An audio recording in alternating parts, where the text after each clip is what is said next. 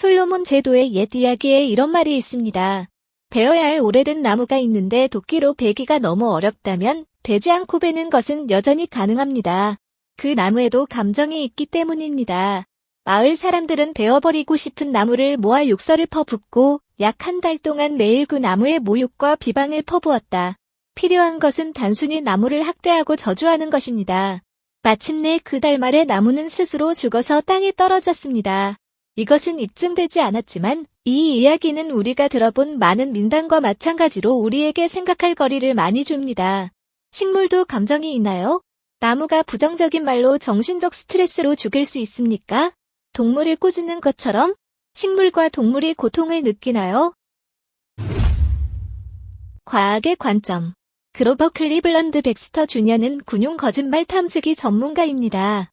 1948년에 그는 CIA에 합류하여 CIA의 거짓말 탐지기 프로그램을 설립했다고 주장했습니다. 10년 후 백스터는 뉴욕으로 이사한 후 백스터 스쿨 오브 라이 디텍션을 열어 NYPD 형사와 FBI 요원을 가르쳤습니다. 그러나 이것은 모두 1966년 2월 2일 이른 아침 시간에 시작된 백스터의 실제 작업에 대한 서곡이었습니다. 백스터는 웨스트 46th 스트리트에 있는 사무실에서 밤새도록 깨어 있었고 방금 커피 한 잔을 쏟아부었습니다. 그의 비서가 사무실을 밝게 하기 위해 구입한 드러세이너 향기로운 관엽식물을 발견했습니다. 종달새에서 그의 군대 배경을 속일 수 있는 장난기 많은 행진을 보인 백스터, 그는 점성술을 공부하고 LSD에 손을 댔고 여름에는 서커스에서 스턴트 다이버로 보낸 것으로 추정됨, 는 거짓말 탐지기에 식물을 연결하기로 결정했습니다. 마침표 인간 대상에서 거짓말 탐지기는 맥박, 호흡 속도 및 발안으로 알려진 피부전기 반응의 세 가지를 측정합니다. 거짓말에 들키지 않을까 걱정된다면 레벨이 오르거나 내려갈 것입니다. 백스터는 식물에서 비슷한 불안을 유발하기 위해 잎 중 하나를 불태우기로 결정했습니다. 그러나 그가 성량을 갖기도 전에 거짓말 탐지기는 드러세이너 측에서 격렬한 반응을 기록했습니다. 백스터에게 그 의미는 믿을 수 없을 만큼 논쟁의 여지도 없었습니다. 식물은 두려움을 느꼈을 뿐만 아니라 그의 마음도 읽었습니다. 백스터는 식물이 인간의 생각과 감정을 감지하고 반응할 수 있는 지금까지 발견되지 않은 어떤 감각, 그는 그것을 1차 지각이라고 부름을 가지고 있다고 결론지었습니다. 그가 자신의 연구 결과를 발표했을 때 소위 백스터 효과, 백스터 이펙트가 대중문화 히트작이 되었습니다. 레너드 니모이가 진행하는 TV 프로그램과 백스터의 연구에서 영감을 얻은 베스트셀러 식물이 비밀스런 삶이 있었습니다. 백스터는 자니 카슨, 아트 링클레터, 머브 그리핀 및 데이비드 프라스트와 인터뷰했습니다. 시야에 있는 백스터의 오래된 고용주조차도 인간과 식물 간의 의사소통 가능성을 평가했습니다. 식물은 고통을 느낍니다. 백스터는 식물에 감각이 있고 고통에 반응한다는 놀라운 사실을 발견했습니다. 그의 이론은 대부분의 과학자들을 확신시키지 못했고 백스터 자신도 그의 실험 결과를 과학적으로 설명할 수 없었지만 그는 계속해서 식물이 살아있고 고통을 느낀다고 주장했습니다. 또한 물을 주면 행복한 반응을 보입니다. 그들은 자신과 주변 생물에게 해를 끼친 사람들을 만나면 걱정이 됩니다. 식물은 음악과 단어에 영향을 받을 수 있습니다. 백스터는 이 주제에 대해 탐구한 유일한 유명인이 아닙니다. 백스터 이전의 현대 인도 과학의 아버지인 자그디쉬 천드러 보즈는 식물에도 감정이 있다는 것을 입증하기 위해 포괄적인 실험을 수행했습니다. 그의 연구는 식물의 성장과 발달이 음악과 시끄러운 소음이나 단어의 영향을 받을 수 있음을 보여줍니다. 대기 오염과 흐린 하늘은 식물을 쇠약하게 할 수 있으며 식물도 본질적으로 고통을 느낍니다. 식물은 불안과 두려움의 감정을 가지고 있습니다. 오늘날 몇몇 과학자들은 자그디쉬 천드러 보즈와 그로버 클리블런드 백스터 주니어가 시작한 토론에 자신들의 연구를 추가했습니다. 일련의 실험에 따르면 식물은 위협을 느끼면 특정 화학물질을 방출하여 반응할 수 있습니다. 식물은 위험을 감지할 수 있습니다. 그들에게 실제로 일이 일어나기 전에도 고통에 반응하는 인간의 뉴런과 유사하게 식물은 시스템에서 신경 전달 물질을 생성하는 전기 신호를 가지고 있습니다. 동물은 고통을 겪을 때 식물보다 더 뚜렷한 반응을 보입니다. 그러나 논의해야 할 복잡한 문제는 고통에 대해 동일한 느낌이 있는지 여부입니다. 동물은 고통에 대한 반응으로 감정적으로 상처를 받습니까? 아니면 육체적 경험으로 제한됩니까? 식물의 지능. 몇 년 전 웨스턴 오스트레일리아 대학교 유니버시티 오브 웨스턴 오스트레일리아 의진어 생태학 부교수인 모니카 갈리아노는 화분에 담긴 미모사 푸디카를 떨어뜨리기 시작했습니다. 그녀는 미끄럼 방지 강철 레일을 사용하여 쿠션이 있는 표면에서 6인치 위로 안내한 다음 넘어지게 했습니다. 잎이 많고 녹색이며 분홍색 보라색 꽃머리가 있는 이 식물은 방해를 받으면 잎이 안쪽으로 접히기 때문에 일반적으로 샴플랜트 또는 터치미낫으로 알려져 있습니다. 이론상으로는 어떤 공격에도 자신을 방어하고 터치나 드롭을 무차별적으로 공격으로 인식하고 스스로를 닫습니다. 갈리아노가 측정된 높이에서 처음으로 식물, 그중 56개를 떨어뜨렸을 때 예상대로 반응했습니다. 그러나 몇 가지 더 많은 테스트를 거친 후 더 적은 수의 사람들이 잎을 닫았습니다. 그녀는 5초 동안 각 냄비를 60번 떨어뜨렸습니다. 결국 그들은 모두 잎을 닫는 것을 멈춥니다.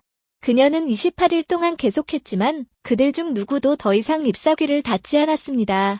그녀가 다른 방식으로 그들을 괴롭히는 경우 예를 들어 그들에게 찰싹 달라붙는 정상적인 방어 메커니즘으로 되돌아갑니다. 갈리아노는 오이칼러지어의 2014년 판에 발표된 연구에서 수치 플랜트가 그렇게 낮은 높이에서 떨어지는 것이 실제로 위험하지 않다는 것을 기억했고 스스로를 방어할 필요가 없다는 것을 깨달았다고 결론지었습니다. 그녀는 자신의 실험이 뇌와 뉴런은 정교한 솔루션이지만 학습에 필요한 요구사항은 아니다라는 것을 증명하는 데 도움이 되었다고 믿었습니다. 그녀는 식물이 배우고 있다고 생각했다. 그녀는 식물이 기억하고 있다고 믿었습니다. 동물, 식물, 인간은 공통점이 많습니다.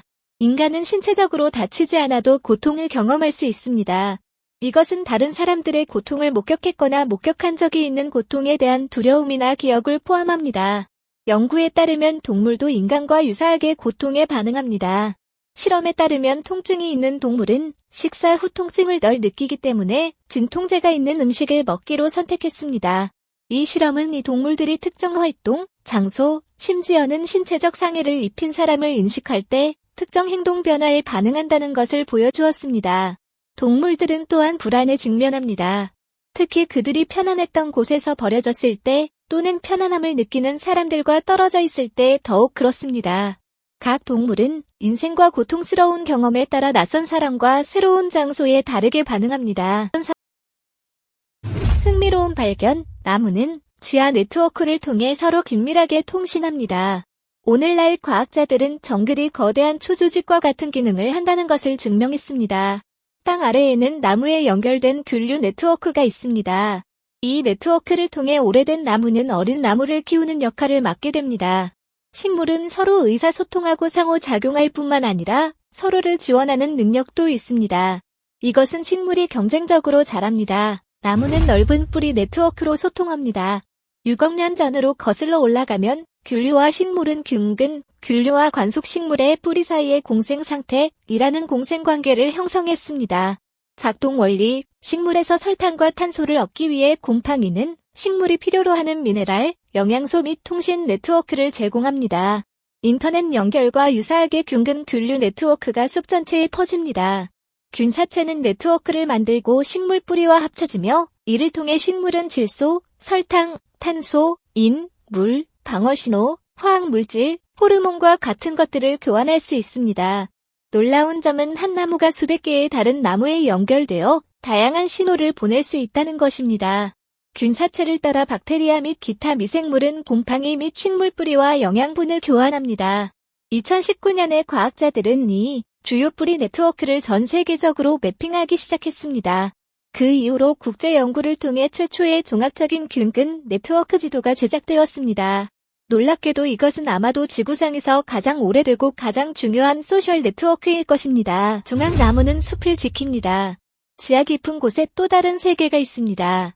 식물을 연결하고 의사소통을 돕는 무한한 생물학적 네트워크의 세계입니다.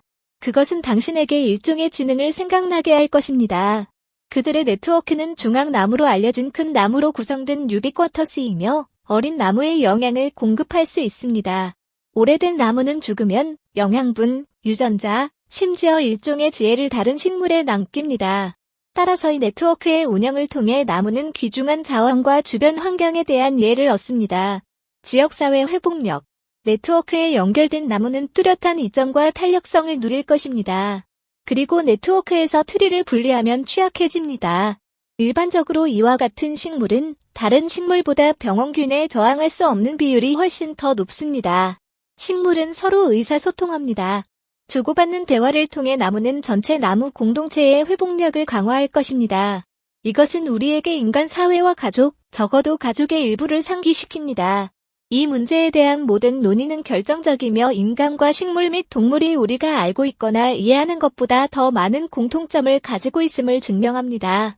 이러한 유사점을 인정하고 받아들이는 것은 생물학을 통일성의 개념으로 이해하는 데 도움이 될 것입니다. 우리는 또한 가장 훌륭하고 행복한 삶을 살기 위해 우리 주변의 모든 세상을 어떻게 대해야 하는지 알게 될 것입니다. 우리의 영상은 여기서 끝입니다. 흥미롭게 보셨다면 구독을 눌러 다음 동영상을 팔로우하세요. 안녕히 가세요. 그리고 또 만나요.